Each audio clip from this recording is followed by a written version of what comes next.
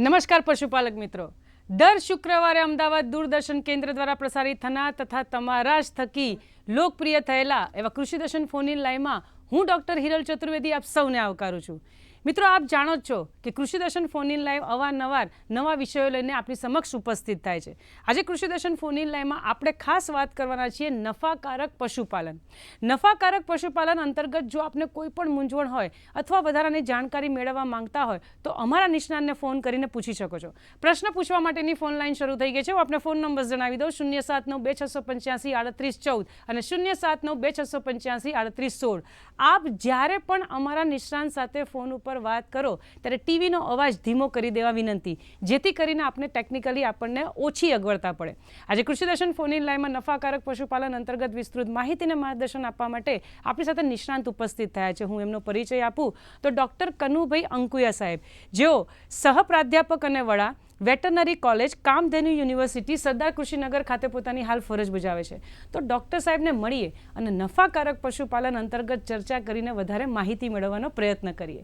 કાર્યક્રમની શરૂઆતમાં સૌપ્રથમ સાહેબ આપનું સ્વાગત છે. નમસ્કાર ડૉક્ટર સાહેબ. હવે નફાકારક પશુપાલન એની અંતર્ગત મારે ઘણા બધા પ્રશ્ન પૂછવા છે, પણ આપની દ્રષ્ટિએ જ્યારે કોઈ પશુપાલન વિશે વાત કરીએ તો તેનું મહત્વ કેટલું રહેલું છે તેનાથી કાર્યક્રમની શરૂઆત કરો. અત્યારે આમ જોવા જઈએ બેન, મહત્વની દ્રષ્ટિએ તો ભારત દેશમાં આપણે જો વાત કરીએ તો અત્યારે 239.9 મિલિયન ટન દૂધ ઉત્પાદન કરીને વિશ્વભરમાં ભારતનો ડંકો વાગે છે, નંબર 1 છે. સાથે સાથે અત્યારે પાણી ઘટતા ખેડૂતો અત્યારે ખેતી ઓછી કરીએ અને આપણે ખાસ કરીને જ્યારે ઉત્તર ગુજરાતની, રાજસ્થાન અને જે સૂકા અને અર્ધ સૂકા વિસ્તાર છે ત્યાં લોકો પશુપાલન પર નિર્ભર છે. અને જ્યારે ખાસ કરીને હું કોવિડ સમયની વાત કરું તો એવા તબક્કે માત્ર પશુપાલન જ એક જીવંત હતું અને લોકો તેના ઉપર નિર્ભર હતા. અને અત્યારે ઘણા પરિવાર એવા છે જે પશુપાલનના ઉપર નિર્ભર છે. અચ્છા, બરાબર છે. અને દર્શક મિત્રો, ખાસ તમને કહેવાનું કે જ્યારે પણ આપણે નફાકારકની વાત કરતા ને તો નિષ્ણાંત તો એના પર ભાર મૂકે છે. આપણે કનુભાઈ સાહેબ પાસેથી જાણીએ કે સાહેબ, જ્યારે તમને કોઈ એમ કે નફાકારક પશુપાલન કઈ રીતે કરી શકાય તો તમે પશુપાલક મિત્રોને શું સલાહ આપશો? નફાકારક પશુપાલન મૂળ એક આપણે આને ધંધાની દ્રષ્ટિએ જો ગીર સોમનાથથી આપણી સાથે કોલ છે, આપણે એમની સાથે વાત કરીએ પછી ચર્ચા કરીએ. હાજી હાજી. હાલો વિમલભાઈ. નમસ્તે મેમ. નમસ્કાર. કૃષિ દર્શન ફોન ઇન લાઈવમાં આપનું સ્વાગત છે. આપનો પ્રશ્ન જણાવો. હવે મારે 4 મહિના ભેંસ ગાભણ છે. હા. તો એને હવે આવનારા દિવસોમાં શું ખોરાક કરવાથી એનું દૂધ ઉત્પાદન વધારી શકાય? સાહેબ આપ શું સલાહ આપશો? વિમલભાઈ, બહુ સરસ પ્રશ્ન છે. અત્યારે પહેલો પ્રશ્ન એ કે આપની ગાય જે છે ગીર ગાય છે કે શંકર ગાય છે? પણ એક સાહેબ સંપર્ક કપાઈ ગયો છે, આપ અંદાજિત જવાબ આપો. હવે મારું કહેવાનું એવું થાય છે કે લગભગ કોઈ પણ ગાય હોય કે ભેંસ હોય આપણને 10 મહિના સુધી આપણને દૂધ ઉત્પાદન આપતું હોય છે. અત્યારે 4 મહિના ગાભણ છે એટલે હજી આપણને 4 કે વધુમાં વધુ 6 મહિના દૂધ મળશે. એટલે જ્યારે પણ આપણે 10 મહિનાનું દૂધ ઉત્પાદન લઈશું તો એને અત્યારે વિહાણની દ્રષ્ટિએ જોવા જઈએ ગાય છે તો 5 મહિના પછી વિયાશે. એટલે 9 મહિને અથવા 9 દિવસ આપણી ગાય વિયાવાની છે. એટલે એના 2 મહિના પહેલાં સર્વપ્રથમ આપણે તો ગાયને વસુકાવી પડશે. બરાબર. એમાં દેશી ગાય છે તો લગભગ વાંધો નથી આવતો, ધીમે ધીમે દૂધ ઉત્પાદન ઘટી જશે અને બંધ પણ કરી દેશે. પરંતુ સારી ગાય હશે, સારી ઓલાદ હશે તો દૂધ ઘટશે નહીં. તો સર્વપ્રથમ મારી એવી સલાહ છે કે 2 મહિના પહેલાં, વિયાણના 2 મહિના પહેલાં આપે ગાયને વસુકાવી પડશે. અને એ સમય દરમિયાન ઘણા પશુપાલક મિત્રો દાણ આપતા નથી, નો ડાઉટ. એ લોકો ઘાસચારો આપે છે પણ દાણ બંધ કરી દે છે. પણ આવા તબક્કે હું આપને એક સલાહ આપીશ કે આ છેલ્લા 2 મહિનાને આપણે 4 ભાગમાં 15 દિવસના અંતરાળે, મતલબ 4 ભાગમાં વેચી દઈશું. એમાં પહેલા 15 દિવસ આપ 1.5 કિલો દાણ આપશો, બીજા 15 દિવસ ચાલુ થાય એટલે 1 કિલો દાણ આપશો, એટલે કે 2.5 કિલો દાણ. ત્રીજા 15 દિવસ ચાલુ થશે એટલે 1 કિલો દાણ ઓર તમે વધુ એને પ્લસ કરો એટલે 3.5 કિલો. અને છેલ્લા જે 15 દિવસ બાકી છે ત્યારે બીજું 1 કિલો દાણ, એટલે લગભગ 4 થી 4.5 કિલો દાણ આપણે આ રીતે ઉત્તરોત્તર વધારીશું તો આપણે નો ડાઉટ આવતા વેતરમાં દૂધ 100% વધશે. પણ શરત એ કે છેલ્લા 2 મહિના દૂધ તમારે દૂધ ઉત્પાદન બંધ કરવું પડશે, મતલબ કે આપની ગાયને વસુકાવી પડશે. આમ જોવા જઈએ તો ડૉક્ટર સાહેબ આ કેટલી નાની વસ્તુ કહી શકાય, પણ વિમલભાઈની જેમ ઘણા બધા પશુપાલકોના મૂંઝવણ હશે જે તમે દૂર કરી. સાહેબ, કઈ બાબતો એવી છે કે ધારો કે વિમલભાઈ હોય કે કોઈ પણ પશુપાલક મિત્ર હોય એ નફાકારક પશુપાલન કઈ રીતે કરી શકીએ? બાબતો કઈ કઈ છે સાહેબ? એમાં સર્વપ્રથમ જો વાત કહું ને નફાકારક પશુપાલન માટે તો આપણી કોઈ પણ ગાય હોય કે ભેંસ હોય, એમાં ખાસ કરીને ગાય આપણને ખબર છે 9 મહિના 9 દિવસ, એમાં 4-5 દિવસ આગુ પાછું હોય અને એનો ઘર પ્રકાર હોય અને વિયાસી. ભેંસ હોય તો 1 મહિનો વધારે લે છે. અચ્છા. એટલે ગાય હોય કે ભેંસ હોય, એમાં ખાસ કરીને ગાય 12 મહિને વિયાવી જોઈએ અને ભેંસ હોય તો 13 કે વધારે 14 મહિના વિયાવી જોઈએ. એટલે 2 વિયાણ વચ્ચેનો અંતરાળ 12 થી 13 મહિના, વધુમાં વધુ 14 મહિના હોય તો જ આપણું પશુપાલન નફાકારક. માફ કરો સાહેબ, સાબરકાંઠાથી વસાભાઈ છે, આપણે એમને સાંભળીએ, એમની અચ્છા, મૂંઝવણ અચ્છા, દૂર કરીએ. વસાભાઈ, હા, સાબરકાંઠા તલોદ રાયણાથી બોલું સાહેબ. બોલો બોલો સાહેબ, બોલો, આપનો પ્રશ્ન જણાવો. હા, એટલે મારા ગાયોનો તબેલો છે, એચએફ ગાયો છે. ખૂબ સરસ. હા, બોલો બોલો વસાભાઈ. ઈતળીનો પ્રશ્ન છે, ઈતળી બહુ છે. અચ્છા અચ્છા, બહુ સરસ પ્રશ્ન છે. અત્યારે મોટો સળગતો પ્રશ્ન હોય તો એ ઈટોળી અથવા ઈતરડી, જૂ, એ બધા અત્યારે જે બાહ્ય પરોપજીવી કે એનો બહુ ભયંકર પ્રશ્ન છે. અને એમાં ખાસ કરીને આપણી જોડે શંકર ગાયો છે, એટલે શંકર ગાયોને આમાં સૌથી વધારે પ્રશ્ન નડે. અને ઈતરડીના કારણે ન માત્ર દૂધ ઘટે છે અને શરીરમાં લોહી ઘટે છે, પરંતુ સાથે સાથે એના કારણે ઘણા બધા રોગો થાય છે, જેમ કે થાઇલેરિયા, બબેસિયા, એનાપ્લાઝમા. અને આવા રોગોના કારણે જો સમયસર દવા ન થાય અથવા આપ ન કરાવો તો ગાયનું મૃત્યુ થાય છે. એટલે આવા તબક્કે ખાસ કરીને મારી તમને એક અંગત સલાહ છે, આપને જ નહીં, દર્શક મિત્રોને પણ, કે ભાઈ સૌથી પહેલાં તો તમારો જે વાડો છે, જ્યાં આપ પશુ બાંધો છો, એ વાડાને આ પરોપજીવી એટલે કે આ જે બાહ્ય પરોપજીવી છે, ઈતરડી હોય કે ઈતોળા હોય કે પેપોરા હોય, એને આપના વાડાને એના મુક્ત કરો. બીજા નંબરમાં પશુના ઉપર જે છે એના પછી પશુના ઉપરથી મુક્ત કરો. એના માટે તમને હું થોડાક આઈડિયા આપું કે સર્વપ્રથમ જો આપનું રહેઠાણ પાકું હોય, જ્યાં આપ પશુ બાંધો છો, તો પાકા રહેઠાણને આપ પરોપજીવી મુક્ત કરવા માટે જ્યાં જ્યાં તિરાડ હોય, જ્યાં ભોયતળિયામાં તિરાડ હોય, દિવાલોમાં તિરાડ હોય કે જ્યાં કાણા હોય, એ કાણાને ફર્સ્ટ ક્લાસ સારી રીતે ગરમ પાણીથી ધોઈ નાખો. સ્વચ્છ ખુલી જાય તિરાડ અથવા હોલ, તો એના અંદર આપ એક સરસ પ્લાસ્ટરનો મતલબ શું કહેવાય, સિમેન્ટનો માલ બનાવો અને એના અંદર એમને મારવા માટેની બજારમાં રેડીમેડ સરસ આપના પશુ ચિકિત્સક જોડે અથવા તો હું બ્યુટોક્સ કે ડેલ્ટામેથ્રિન નામની ઘણી બધી દવાઓ બજારમાં મળે છે, એ દવાવાળું દ્રાવણવાળું પ્લાસ્ટર કરી અને સદંતર બધી તિરાડોને કાણા પૂરી નાખો. તો આ એક પહેલી વાત થઈ આપણે પાકા રહેઠાણની. બીજું, સાથે સાથે કાચું રહેઠાણ પણ છે, મતલબ જે આપ પશુઓને કાચા રહેઠાણમાં રાખતા છો, તો કાચા રહેઠાણને પણ આપ પરોપજીવી મુક્ત કરો. તો એના માટે આપ જે કાચું રહેઠાણ છે એને પહેલાં સર્વપ્રથમ પાણી પાવી દો. પાણી પાયા પછી શક્ય હોય તો કોદાળીથી અથવા ટ્રેક્ટર જતું હોય તો ટ્રેક્ટરથી આપ ખેડાણ કરી નાખો.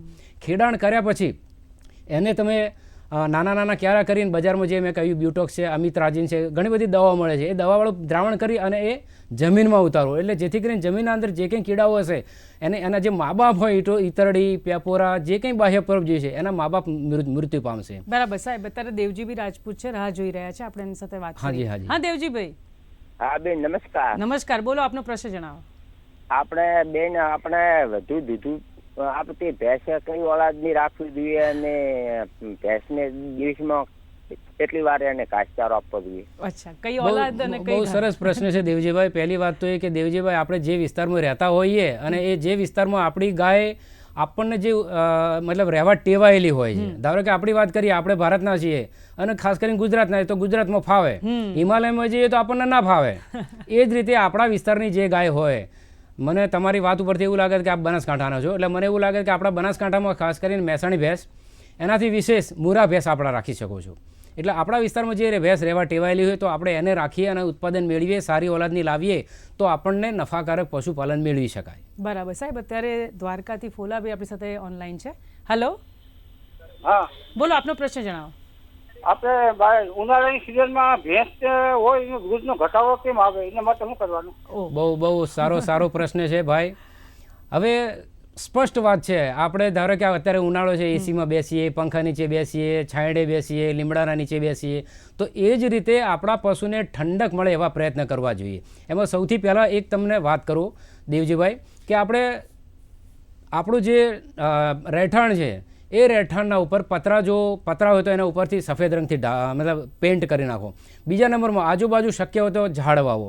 ત્રીજા નંબરમાં આજુબાજુ ખુલ્લી જગ્યા હોય અને જો પાણીની વ્યવસ્થા સારી હોય તો આપ ત્યાં લીલો ઘાસચારો કરો. તો લીલા ઘાસચારાથી આપ મહત્તમ તમે એને અંદર ગરમી થતાં રોકી શકો છો અને અંદર વાતાવરણ તમે ઠંડક રાખી શકો છો. એનાથી વિશેષ અત્યારે આપણે ટપક પદ્ધતિ આવી છે, ફુવારા આવ્યા છે, જે આપણે ખેતીમાં ઉપયોગ કરીએ છીએ, તો એ જ રીતે આપણા પશુઓને પણ તમે અંદર નાના ફુવારા પશુ ઉપર ગોઠવી શકો છો, જેને અમે મિસ્ટ કહીએ છીએ, અથવા દેશી ભાષામાં ફુવારા કહો તો બી ચાલે.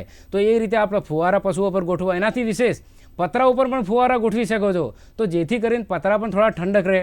તો એ રીતે જો આપણે આપણા રહેઠાણના અંદર પશુઓને થોડું સારું એવું વાતાવરણ એટલે કમ્ફર્ટ ઝોન પૂરો પાડીએ અને ઠંડક મળે એવો પ્રયત્ન કરીએ તો દૂધ ઉત્પાદન વધે. બરાબર. સાથે સાથે અત્યારે બજારમાં જેમ કે NDDB એ એક સમૃદ્ધિ નામનું એક સરસ સપ્લિમેન્ટ બનાવ્યું છે. તો આપણે નિયમિત રોજે રોજ 50 ગ્રામ સવારે 50 ગ્રામ સાંજે આપશો તો પણ તમે ગરમીથી રાહત મેળવી શકો. અને સાથે સાથે એ ન લાવવું હોય તો આપણા દરેક પશુને 50 ગ્રામ સવારે 50 ગ્રામ સાંજે સોડા બે કાર્બ, જે આપણે દેશી ભાષામાં કહીએ ને સાજી ખારો અથવા પાપડીઓ ખારો, જે આપણે ખાસ કરીને લગભગ બધા લોકો ટાટાનો ખારો વાપરે છે.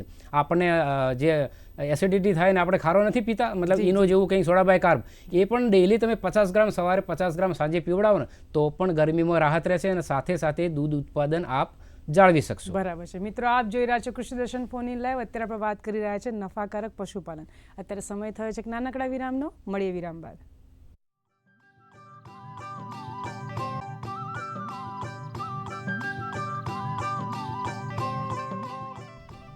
વિરામ બાદ ફરીથી આપનું સ્વાગત છે મિત્રો. આપ જોઈ રહ્યા છો કૃષિ દર્શન ફોન ઇન લાઈવના. અત્યારે આપણે વાત કરી રહ્યા છે નફાકારક પશુપાલન. ઉનાથી આપણી સાથે ધીરુભાઈ કચોડ જોડાઈ ગયા છે. આપણે ધીરુભાઈને સાંભળીએ. હલો ધીરુભાઈ.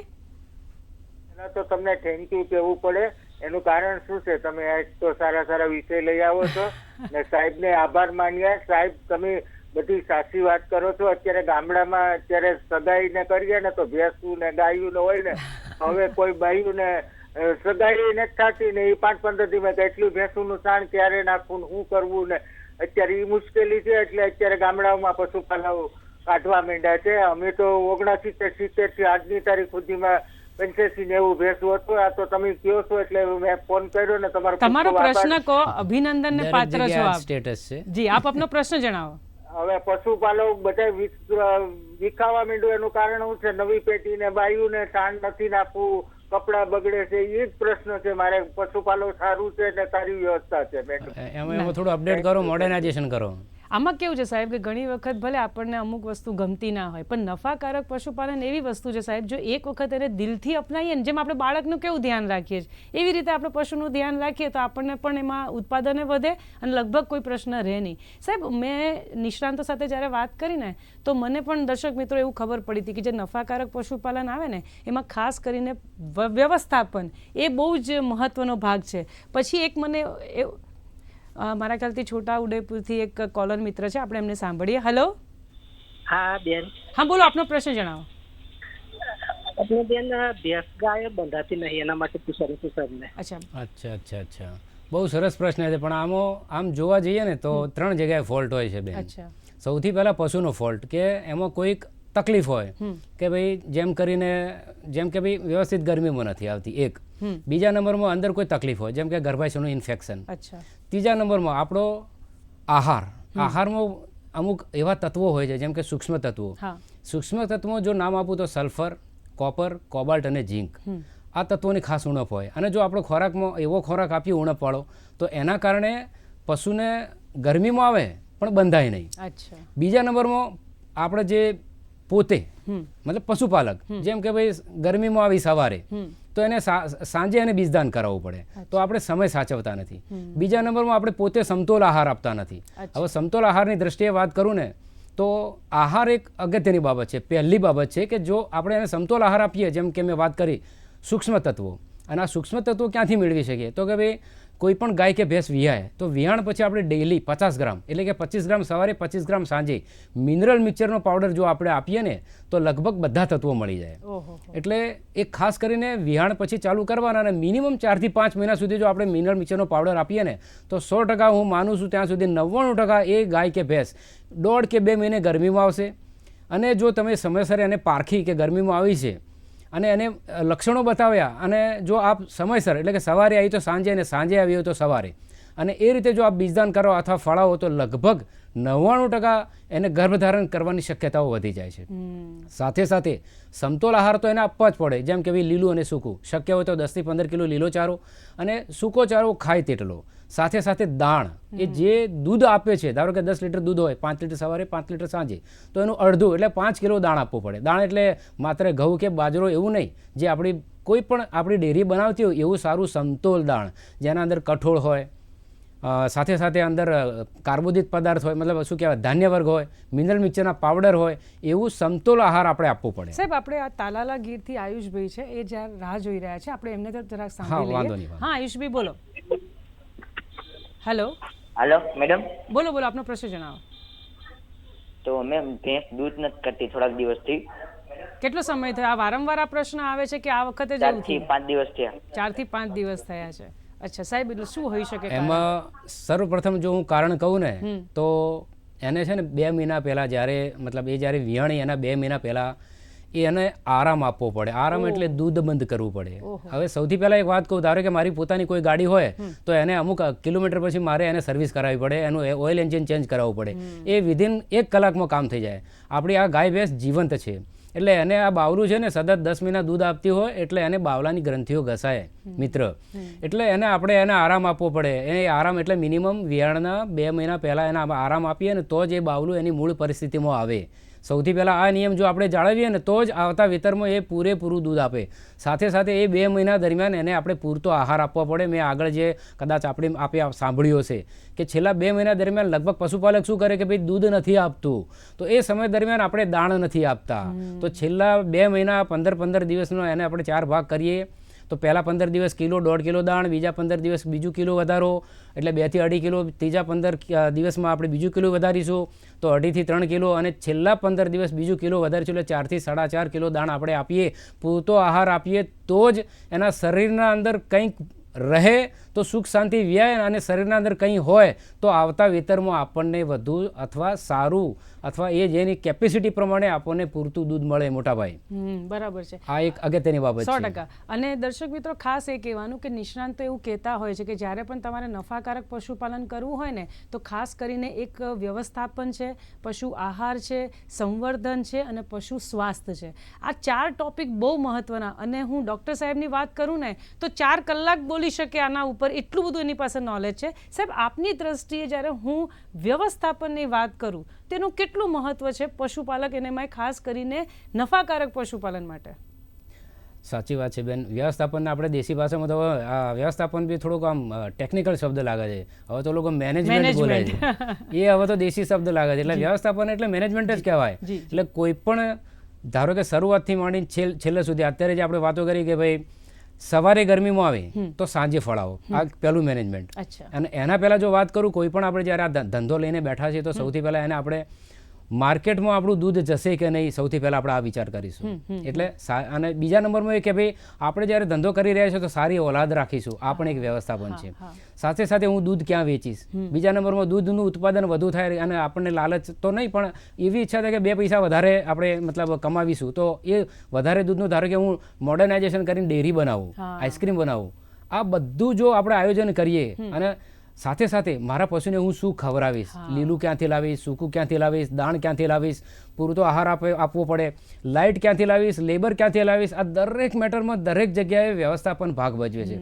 એટલે એનું આગોતરું આયોજન જો આપણે રાખીએ ને તો જ આપણું મેનેજમેન્ટ થાય ને તો જ નફાકારક પશુપાલન થાય. થઈ શકે. બરાબર છે મિત્રો, આપ જોઈ રહ્યા છો કૃષિ દર્શન ફોન ઇન લાઈવ. અત્યારે આપણે વાત કરી રહ્યા છીએ નફાકારક પશુપાલન. અત્યારે ફરીથી સમય થયો છે નાનકડા વિરામનો. મળીએ વિરામ બાદ.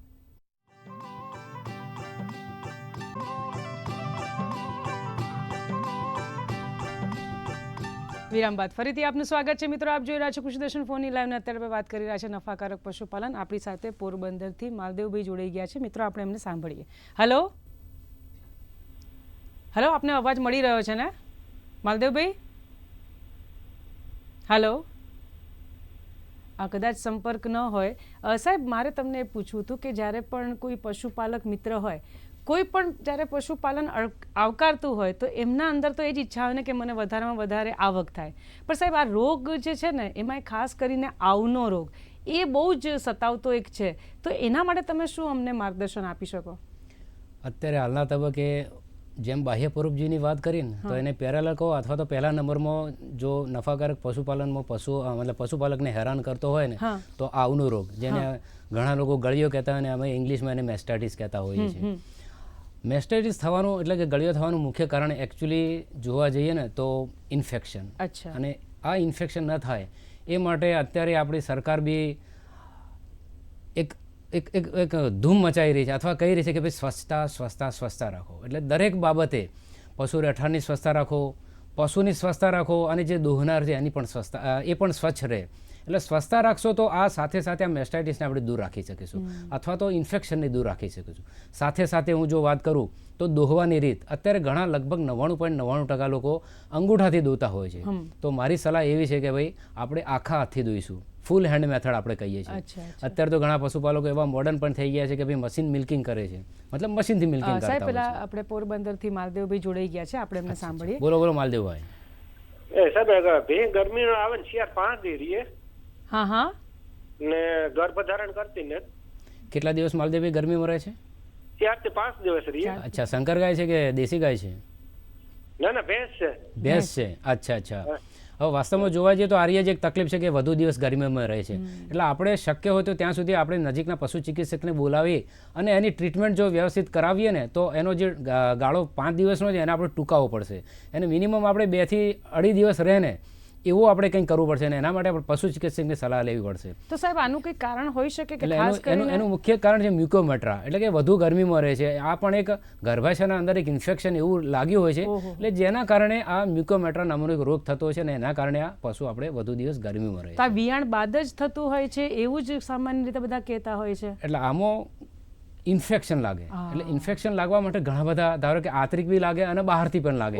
ઘણી વાર આમાં એવું બને કે ભાઈ ધારો કે વિહાણ સમયે અને પ્રસવમાં કોઈ તકલીફ પડી હોય, વિહાતી સમયે સુખ શાંતિ વિહાણ ન થયું હોય અથવા મેલ ન પડ્યો હોય અને મેલ પડાવવો પડ્યો હોય, આવું પણ બનતું હોય છે. અને ઘણી વાર આમાં એવું પણ બને કે 4 થી 5 વખત અથવા વધુ સમય એનું વિહાણ થયું હોય તો પણ એ કારણભૂત હોઈ શકે છે. બરાબર. સાહેબ આ રિપીટ બ્રીડિંગ શું હોય છે? એના માટે પણ મને એક પશુપાલકે પૂછ્યું હતું. અચ્છા, આ વાસ્તવમાં જે એમને વાત કરી ને એમાં રિપીટ બ્રીડિંગનું એક આ કારણ છે કે વધુ સમય ગરમીમાં રહેવું, એટલે વારંવાર મતલબ ઉથલા મારવા કે ફળવું. એટલે ધારો કે આજે ગરમીમાં એ ફળાવી અને ન ઠેરી તો વળી પાછા મહિનેમાં 1 મહિને પાછું આવે.